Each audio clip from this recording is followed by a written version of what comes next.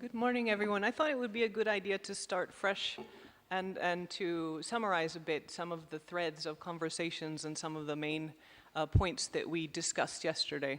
Also because I think we might have people who weren't here yesterday that might be joining us, so that will give them a bridge to today's conversation. So I'll start with launching just one theme that I heard, and then I'd like for everybody else to join in if they heard a common thread that they feel is important to our work as we move forward. One of the themes that really resonated with me is the role of the state and the fact that even though I work in civil society, I should not discard that it is still very important to have that relationship with the state, even though sometimes I consider it very frustrating and that states to me are not working as they should. They have problems with corruption or with a lack of human resources. Still, we can't discard that they exist, and if we are going to work towards positive, holistic change, we need the state. So that was one theme that really resonated with me. So now I'd like to see if Professor John wants to add something, and then we can kind of go around the room. So very briefly, I'd add my thoughts to what you've just heard. For me, taking up the role of the state was the articulation of a specific role for parliaments, or the equivalent legislative assembly, we'll call it. In particular, the use of scrutiny of public finances, which may in effect take the scrutineer into the discussion about exactly how much public money and how much public support and the cost benefits of that when it comes to dealing with all the aspects of victims of trafficking. I think that's very important. In addition, I found it compelling to hear about the role of IT, both for a positive good as a way of tracking and trying to inform us better about the problems of victims and prevention, which I think everyone agreed is better than the awful problems of having to deal with resettlement and all the various related issues. So insofar as IT may provide a tool for coping with some of the problems of the victim, either detecting the traffickers or indeed assisting in the educative role of providing information to lots of groups, including from the period of school children all the way through to university. In this, I'm very much struck by the notion of videos and explanations that give the civil society, generally defined, information that allows them to make judgments about how they should treat victims, but also how they should approach in their own world the problem of employment and ensuring that people are properly employed and they are not in fact part of a trafficking syndicate. I think that's incredibly important. I also felt that there was a compelling case, not only for parliaments to discuss this matter universally, but also for the different NGO worlds to cooperate in different ways. The cooperation that comes from individuals is overwhelming, but I think there is a case for helping and ensuring that cooperation between different NGOs who have, of course, their own terms of reference and their own financial arrangements, but together, as a group, they can be more powerful than simply as a single entity. That's not a criticism, it's just simply an optimistic way to go forward. And I suppose the last thing I would say is that in my mind, I tried to find a categorization of this that has a vocabulary that has universality to it. I feel we're on the tip of thinking about a form of victims' charter. Now, charter may be the wrong word, but I hope it's sufficiently neutral and maybe ambiguous enough for everyone to feel that they are part of that. They own part of the idea of A, prevention, B, then the various things that come as either rights or entitlements or simply responsibilities on us in our humanity as citizens. And in some way, we have to capture the media attention and the public's understanding of this. And I think the notion of a charter or some form of enabling code that gets people across the world to regard the problem as not eccentric to our country or a particular time space when a particular area has been prone to trafficking, but throughout the world there are universal issues that need to be dealt with. And I think that fits also with the paradigm set by the United Nations, but also by Pope Francis. He speaks not to individuals alone, but to the world, irrespective of creed or culture or passion. Those are just some thoughts. I think we've got a few minutes. It's possible to hear from her. Sorry, Margaret, yes. Well, as I keep saying, the important thing is for us to move the agenda forward. And there was something completely original that came up yesterday. Sorry to have no voice still, but that I think we really should dig a bit deeper into. I know it sounds boring, but it's essential because we have so many false metrics of numbers. But what arose yesterday was, thanks to Thierry, was a question of bookkeeping. Now, bookkeeping sounds very boring, but it's no use accentuating the role of the state unless we can rank states in terms of which put in most. And we have no idea whatsoever. I haven't seen it done in any kind of documentation at all. And it could be a very, very original contribution that this meeting could make.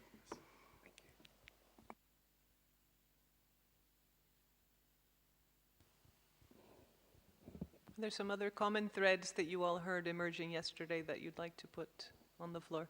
We're also doing this because ultimately we're going to come up with recommendations. So this process should feed the process. Sister Patricia.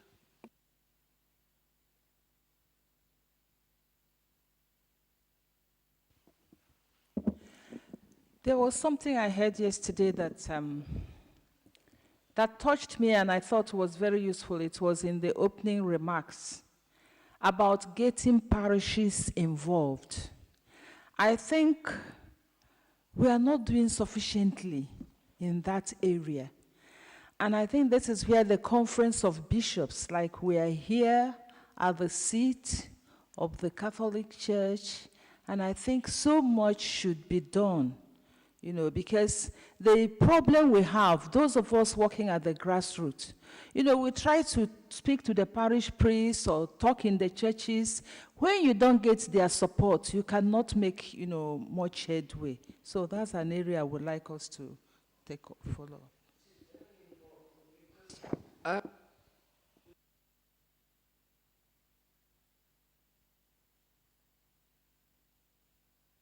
We send our reports, our recommendations to the National Conferences of Bishops. If you want the statistics, they're very easy to remember. We get one reply per posting, one global reply from one Conference of Bishops. So the question to put back to you, Sister Patricia, is how do we break this barrier? The bishops' barrier. They are acting as gatekeepers and actually as censors, if we are, you know, strict about this. Of course there are priests involved, but they're doing this of their own goodwill and initiative. We need some kind of connection which isn't dependent upon conferences of bishops. So could you put your minds to that, please?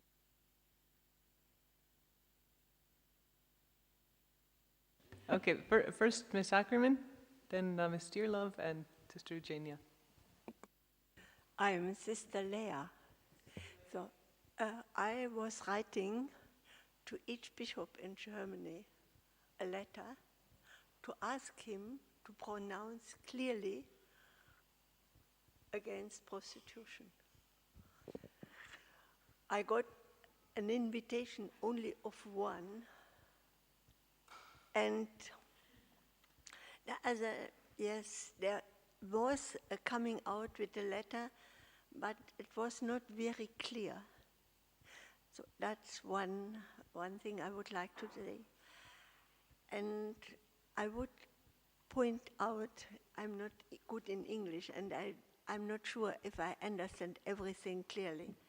I would point out how important are the law for a country.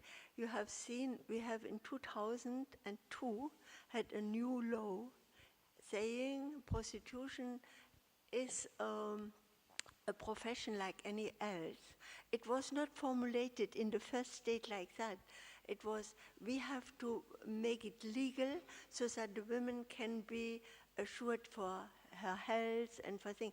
It was very nicely wrapped in, but what was coming out was a legalizing of prostitution as a profession like any else. And that was awful, because now the prostitutes owner of the brothels, they could make it go in the wellness. That was not possible before. Before, if they would have gone in wellness area, it would have been helping prostitution to become bigger. That was forbidden. So now with a new law, they could go in the wellness, and we have incredible new brothels everywhere, in town and even in small countries. This law was awful, and now they have made in June this year a new law, but it doesn't help. It's just like to make a bit of paint over something awful. Yes, it's very important to look up at the laws.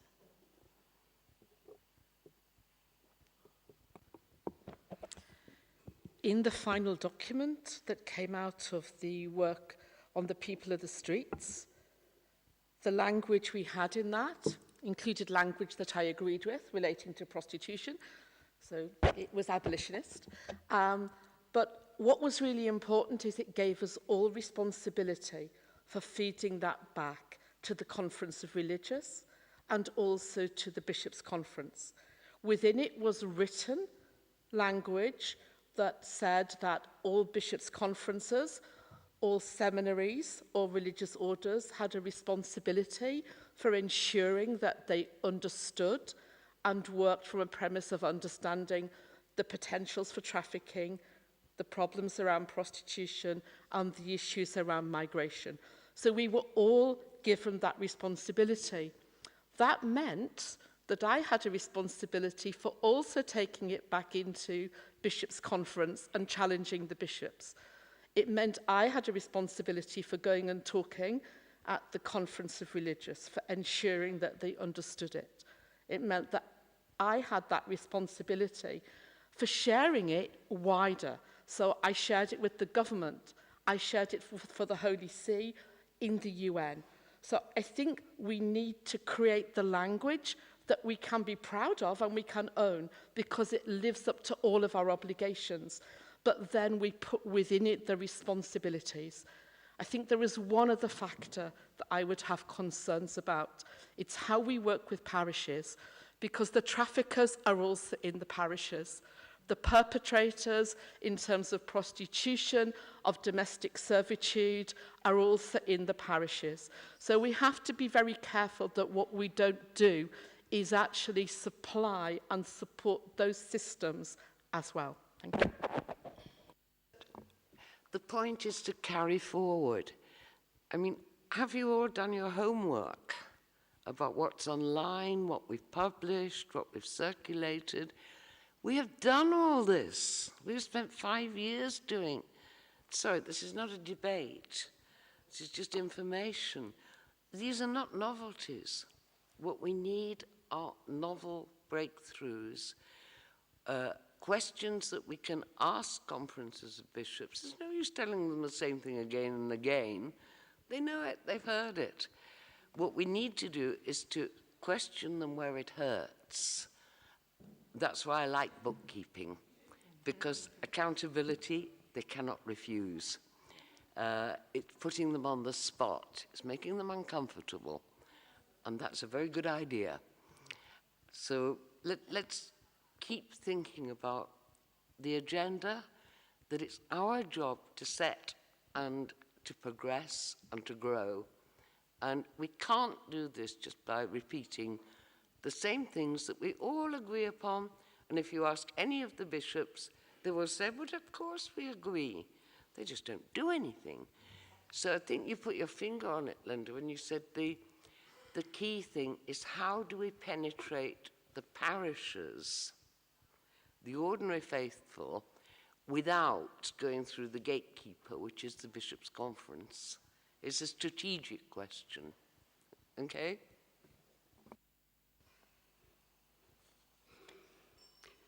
Yes, thank you.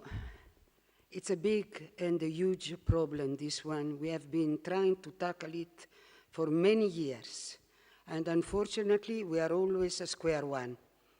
Because very little, even though a lot has been done, but still much more needs to be done.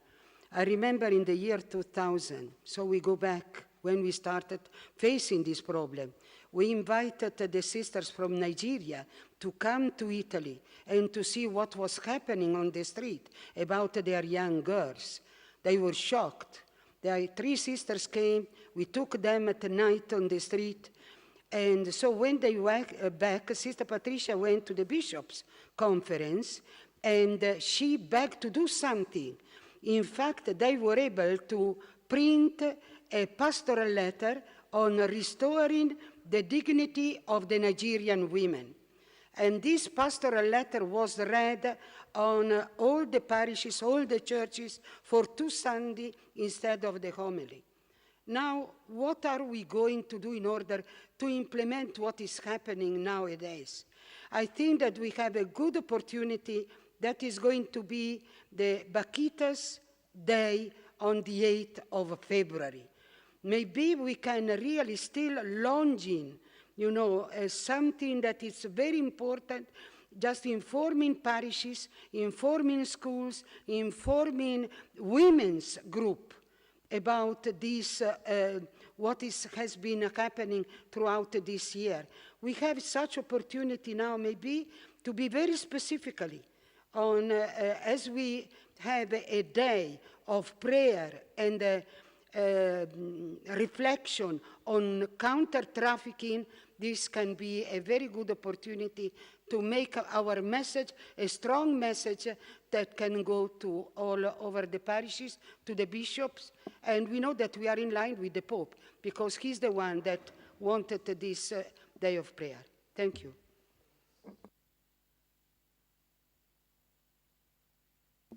Thank you. So Father Bear with his hand up, and then one last one from Alicia. Gracias. Yo coincido con Margaret.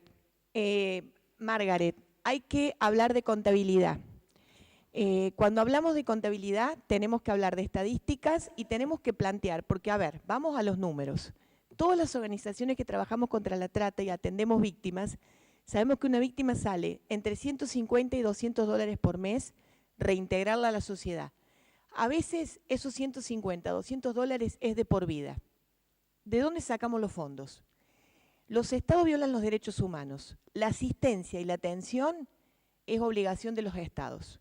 ¿Cuál es la estrategia, Margaret, para que podamos lograr que los estados financien a las ONGs o tengan programas directos para asistir a las víctimas?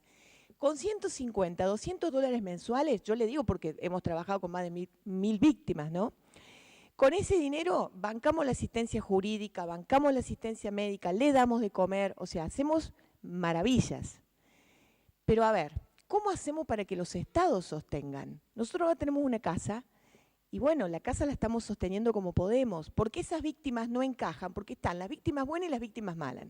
Las víctimas buenas son las que declaran y un montón de cosas. La víctima mala es la que se niega a declarar, por ejemplo. Entonces el Estado dice no me corresponde, porque esa víctima no es víctima de trata. ¿Cómo que no es víctima de trata? Sí, porque no declara. Pero si la ley argentina y muchas otras leyes sacan el consentimiento y sacan la declaración de la víctima. Pero bueno, el Estado dice por eso son temas que había que profundizar para ver cómo desarrollamos estrategias para lograr que los estados se hagan cargo de las víctimas. Y nosotras, las ONGs, trabajemos en esta temática, pero financiadas por los estados, ¿no? Porque si no tenemos que hacer como hace Rosy, como hace Vínculos, estar limosneando a empresarios, limosneando a las iglesias evangélicas. limosneando a los obispos. Así que yo quiero que hoy mañana, nos vayamos con algo más concreto, ¿verdad, Margaret? Sí, con algo más concreto, ¿no? ¿Cómo podemos hacer para entre todos nosotros irnos con algo para plantear? Eso se llama incidencia política, ¿no? Tenemos buenas legislaciones, no tenemos presupuesto. Y el presupuesto es para la víctima buena, la que está 3 años sentada en un estrado, bancándose, y la víctima que no. Incluso esa víctima buena, esos 3 años la va a sostener el Estado. Y las chicas que tenemos nosotros que tienen SIDA, que tienen sífilis, que tienen esquizofrenia, que tienen psicosis, ¿con qué las sostenemos hasta el día que mueran? Cirrosis. Eso no me quería plantear. Porque todos tenemos un problema. Todas las ONG tenemos un problema que trabajamos con víctimas. ¿Me entienden? La que diga que no miente. Todas las ONG tenemos el mismo problema. Bueno, eso nomás les quiero decir. Gracias por haber ayer tocado el tema del informe americano. Gracias. Porque a mí me hace mucho ruido que un país diga lo que tenemos que hacer el resto. Gracias, de corazón. Yes. Thank you. Father Bear.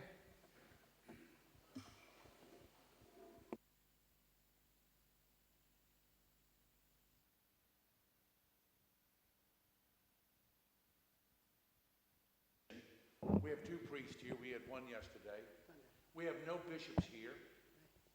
And that's part of the problem. I'm sorry. We have a wonderful bishop here. He needs to be out here. He's a special. But he doesn't count. I apologize. Come here, they cannot translate. Come here. Oh, okay. So, with that in mind, I mean, my experience is, and I've seen it in the American church, all of a sudden, Pope Francis has become the environmental pope. Now these bishops become environmentalists. Before that, and the sad reality is, it's the politics of the church. I'm not bragging about that. It's a reality. And so my understanding is that if we don't have the Pope request of the bishops, they all come here for ad limina visits. Every national conference has meetings. Every diocese has continuing education.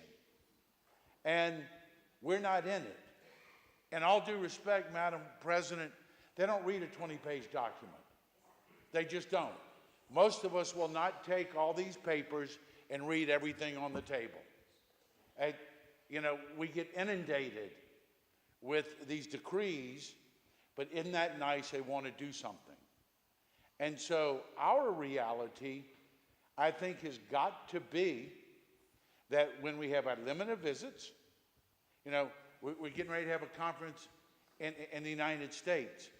I think the president of the Bishops' Conference in the United States needs to be there. He's already declined. He's already said, no, thank you. And so we need maybe something other than an invitation. We need an urging from on high. The bishop here and I have had this conversation, and we need to have them deal with what the Pope wants. And coming from Bishop Sarando, coming from the governor of Louisiana, who's also the co-host, that means nothing. If they've been exposed to it in the ad limina visit, and I hate to tell you, but sending them a 20-page document for their bishop's meeting is nothing. No, I'm not accusing you of that. I'm simply saying the documents are not read. And so some bullet point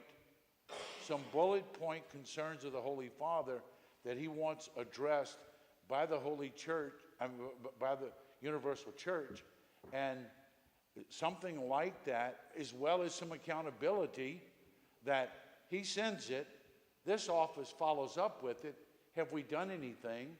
And then we make available the resources out of this conference You know, we make available the resources. If they know nothing, we can help educate them.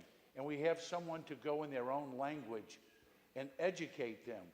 But I don't think simply asking and sending them whatever documents we provide. I mean, I'm surprised you got one response, okay? I'm not being...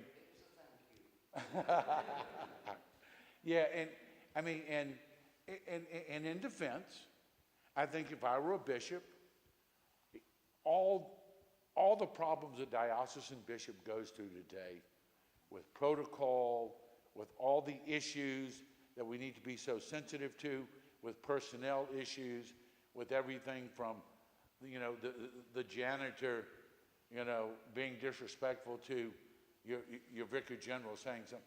They have a lot of issues. So bullet point it. They've got time set aside. They've got meetings set aside. That's where we need to get to. And I think it's got to come from on top. I think, you know, the bishop and Gabriello do a wonderful job making available stuff, but unless they want it, the availability is of no value. And regretfully, I say it's about the politics of the church. Whoever wants a gold star from the Pope, they'll follow through. And I think that's the reality of what we're dealing with. This is the reality for 5 years. This is why we have recommendations. We do not send documents. They're available online to anybody who wants to pursue the matter further. But you're absolutely right. We are deep into ecclesiastical politics. Just one example from England. The Bishops' Conference uses Bakita House as its showplace. Now, what do we know about this place? They don't use the national referral mechanism. So where do they get their tenants from, their residents from?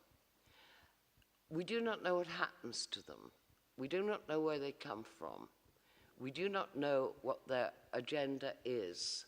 We, in the NGOs, big, medium, small, we know what we're trying to do. What is Bakita House trying to do? We don't know. And I also need to say, women religious in the States, and I speak only for the States, you know, there's a group, oh, you're doing human trafficking work, that's great. Can we buy some hygiene products for the girls? That's their response. You know, and they have lay people going to buy it. So it is across the board that we need to make sure that we involve the people of faith, and not just the Catholic faith, but, you know, we involve the people of faith for a response. But I think we have taken the lead worldwide, and we need to do it more effectively. And if you know, coming from you, if that's not enough, coming from Bishop Sarando, if that's not enough, then, you know, we take our case to the highest office, and that's the Holy Father, hopefully. Not that he doesn't have enough to worry about, but we still, okay? No, this is his crusade, so let's not forget it. I know. We wouldn't have done it. Right. And I hope in future conferences, ecclesiastical leadership is really, really encouraged to be here. You know, I think all the wonderful workers here are tremendous, but that doesn't help get it to the pulpit and the masses, like you say. Everyone does the best they can. I think that's a natural outlet, and I hope we can develop it more. Thank you. Thank you. Okay, here first, and then after Grégoire, and then I think we'll break for coffee. Yes. Please. Oh, thank you very much. No, my name is Michel Vetet from the Order of Malta. Actually, I like very much what you said, Sister Bonetti. Yes, use every opportunity in the calendar to make some noise, I would say. And especially we, religious organizations, let's emphasize also prayer. Because it's very much part of the story. And so the 8th of February, definitely, but also the 2nd of December. Because as you know, the 2nd of December is the International Day for the Abolition of Slavery. It was the day of when the 1949 Convention for the Suppression of the Traffic in Persons was adopted at the UN, and it's also the day where here in Rome, at the initiative of the Holy Father, you had the signing of the Faith Leaders Universal Declaration Against Slavery in 2014 again, and with the participation of Archbishop Justin Welby, head of the Church of England, the Grand Imam of Al-Azhar, as well as Orthodox, Jewish, Buddhist, and Hindu faith leaders. And allow me just to quote briefly from this declaration: to inspire spiritual and practical action by all global faiths and people of goodwill everywhere to eradicate modern slavery across the world by 2020. Okay, and that's the first date. The 2nd of December, then you had the 8th of February, but just also mentioned, and yesterday it was mentioned by the European Union representative, the 18th of October. The 18th of October is the European Day Against Human Trafficking. And I must say, in Geneva, we organized an event at the UN. And then the Archbishop came, and then the permanent missions of the European Union, of the Council of Europe came, and then the permanent mission of Italy supported us, and so on. So I think we should take initiatives. Excuse me to say, Monseigneur, without asking the bishops. Without asking the bishops, and then they realize, oh, something is happening, yeah, we need possibly to pay more attention to this. And my last point is to say also social networks. We could use social networks, but actually not alone.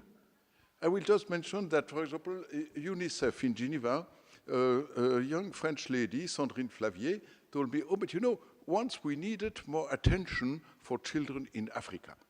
And what did we do? We asked Selena Gomez.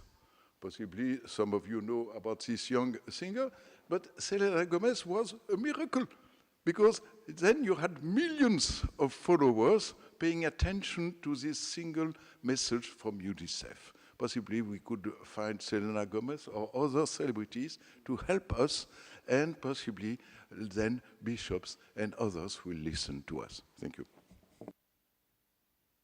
Thank you. Grégoire, please. Thank you very much. I would like to say very solemnly to Margaret and to Marcelo that I really believe that the Holy See and the Academy can and is starting to make a difference. That's very important to say. The church environment is very unknown to me. I don't feel personally affiliated to the church, but every time the Academy and the Holy See will release recommendations with daring, boldness, and clarity, we will be your ambassadors. And we have been already disseminating the recommendations of the Academy when they were precise, strong, and clear to networks which go far beyond the church. And I think that's an important message. Even if we have difficulties to mobilize the formal church or the church institution, there are plenty of people we can reach because of the clarity, and if we obtain this clarity of the positions. So on many issues, the Pope Francis is an avant-gardist, and he's a global voice also. And there are not so many progressive global voices in the world. And on many issues, I'm not Christian, but I think that on many issues he's a radical and progressive global voice. So I think what we need to achieve and what we need from you, and we are then happy to be your ambassadors, is clarity. There were references this morning in the gospel to the truth. Okay, just say the truth in a very straightforward, clear manner, and you'll have plenty of ambassadors far beyond the church. Amen. That's a good point to end on for a coffee break. Thank you for bringing us that clarity. Okay, so we'll break for coffee for 20 minutes? Yes. And then we'll come back. We hear from Mr. Mari.